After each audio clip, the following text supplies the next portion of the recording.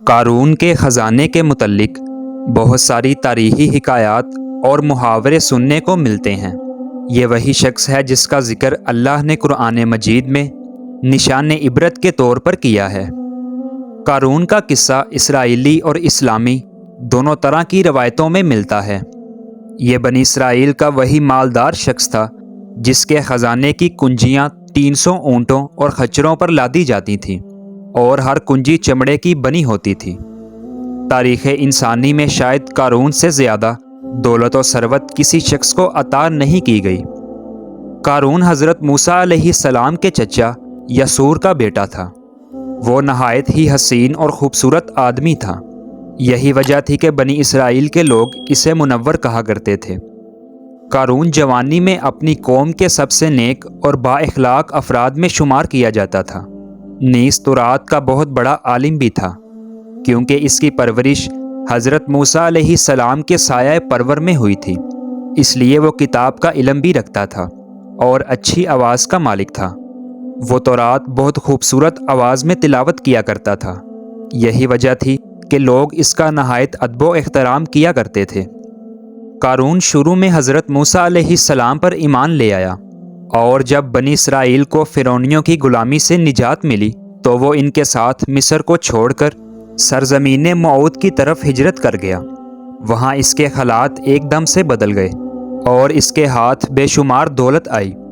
دیکھتے ہی دیکھتے قارون اپنی قوم کا امیر ترین شخص بن گیا، جس کا ذکر اللہ نے قرآن مجید میں کچھ یوں کیا ہے: بے شک قارون موسیٰ کی قوم سے تھا، پھر اس نے قوم پر زیادتی کی اور ہم نے اس کو اتنے خزانے دیے جن کی کنجیاں اٹھانا ایک طاقتور جماعت پر بھاری تھا۔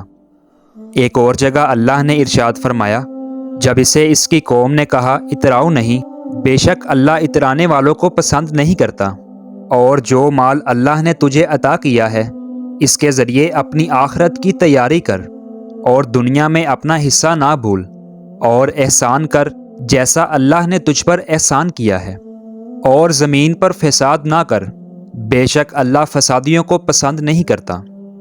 جب زکوٰۃ کا حکم نازل ہوا تو حضرت موسیٰ علیہ السلام نے اس سے عہد لیا تھا، تو اس نے یہ وعدہ کیا کہ اپنے مال کا 1000واں حصہ زکوٰۃ نکالے گا۔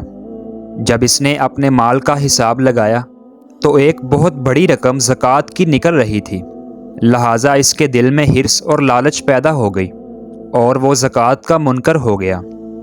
اس نے ایک گندی چال چلی۔ اس نے بنی اسرائیل میں سے ایک گروہ جو اس کے حمایتی تھے ان کو اکٹھا کیا اور کہا، اے بنی اسرائیل، موسیٰ نے ہمیں بہت سارے امور کا حکم دیا جس پر تم لوگوں نے اس کی پیروی کی، اب وہ تم سے تمہارا مال بھی لینا چاہتا ہے۔ فلاں فاحشہ عورت کو لے کر آؤ تاکہ اسے کچھ پیسے دے کر موسیٰ کو بدکار ثابت کیا جا سکے۔ قارون نے اپنی قوم کو جمع کیا اور سب کے سامنے موسیٰ علیہ السلام سے پوچھا کہ زنا کی کیا سزا ہے؟ حضرت موسیٰ علیہ السلام نے کہا، جو بھی زنا کرے حالانکہ اس کی بیوی بھی ہو تو اس کو سنگسار کیا جائے یہاں تک کہ وہ مر جائے۔ تو قارون نے حضرت موسیٰ علیہ السلام سے کہا، اگر یہ کام آپ کریں تو پھر اس کی کیا سزا ہے؟ تو حضرت موسیٰ علیہ السلام نے کہا، اگر یہ کام میں بھی کروں تو پھر بھی اس کی یہی سزا ہوگی۔ اس پر قارون نے کہا، بنی اسرائیل یہ گمان کرتے ہیں کہ آپ نے فلاں فاحشہ عورت سے زنا کیا ہے۔ موسیٰ علیہ السلام نے حیرت سے کہا، اس عورت کو میرے پاس لاؤ۔ جب عورت کو سامنے لایا گیا تو موسیٰ علیہ السلام نے کہا، اے عورت، اس اللہ کی قسم جس نے بنی اسرائیل کے لیے دریا کو پھاڑ دیا اور عافیت اور سلامتی کے ساتھ دریا کو پار کر کے فرعونیوں کی غلامی سے نجات دلائی، تو مجھے سچ سچ بتا کہ آخر واقعہ کیا ہے؟ حضرت موسیٰ علیہ السلام کے جلال سے عورت سہم کر کانپنے لگی، اور اس عورت نے سارے مجمع کے سامنے کہہ دیا کہ اے اللہ کے نبی، مجھ کو قارون نے کثیر دولت دے کر آپ پر بہتان لگانے کے لیے آمادہ کیا ہے۔ اس وقت حضرت موسیٰ علیہ السلام آپ دیدہ ہو کر سجدہ شکر میں گر پڑے، اور حالت سجدہ آپ نے یہ دعا مانگی کہ یا اللہ، قارون پر اپنا قہر اور غضب نازل فرما دے۔